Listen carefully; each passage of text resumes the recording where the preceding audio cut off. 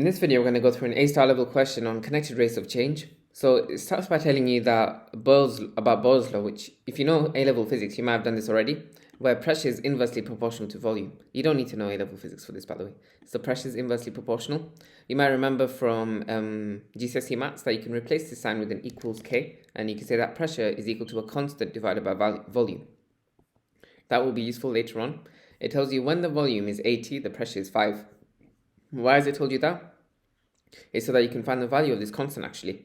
So let's substitute that in. We can say that when the pressure is equal to 5 pascals, that's equal to a constant divided by the volume of 80 meters cubed.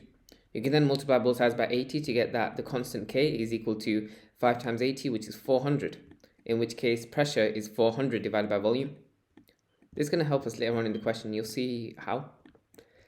It then tells you the rate at which the volume is increasing is 10 meters cubed per second. Now, how can you represent that in terms of differentiation? What we're doing is we're looking at how volume varies with time. So the change in volume, dV, over the change in time is equal to 10. Another thing that helps you form this expression is looking at the units. We're looking at the volume divided by time, how the rate of change of volume with respect to time. Let's now move on. It's asked for the rate at which the pressure is decreasing at the volume. So the rate at which the pressure is decreasing, that's how the pressure, dP, varies with time again, because it's asking for the rate. How do we find dP by dt using dV by dt?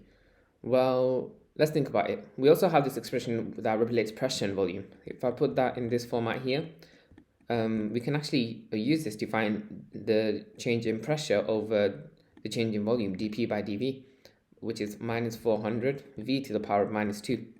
This is all going to help us because essentially we want dP by dt. We can multiply these two together because we can break this down into dP by dV multiplied by dV by dt.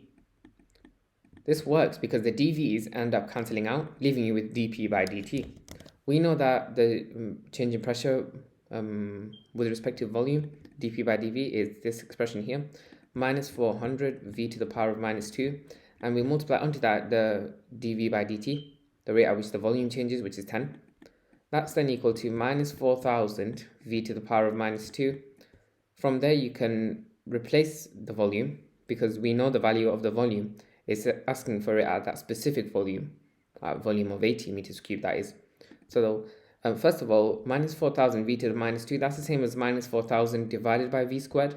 So we can do minus 4000 divided by our value of volume at this point, 80, all squared. Putting all of that into a calculator, you'll get a value of minus 5 over 8, which is your final answer here. That's everything for this question. If you guys do have any questions with it, just let me know in the comments. Otherwise, be sure to like the video if it helped and subscribe. I'll post more content like this very soon.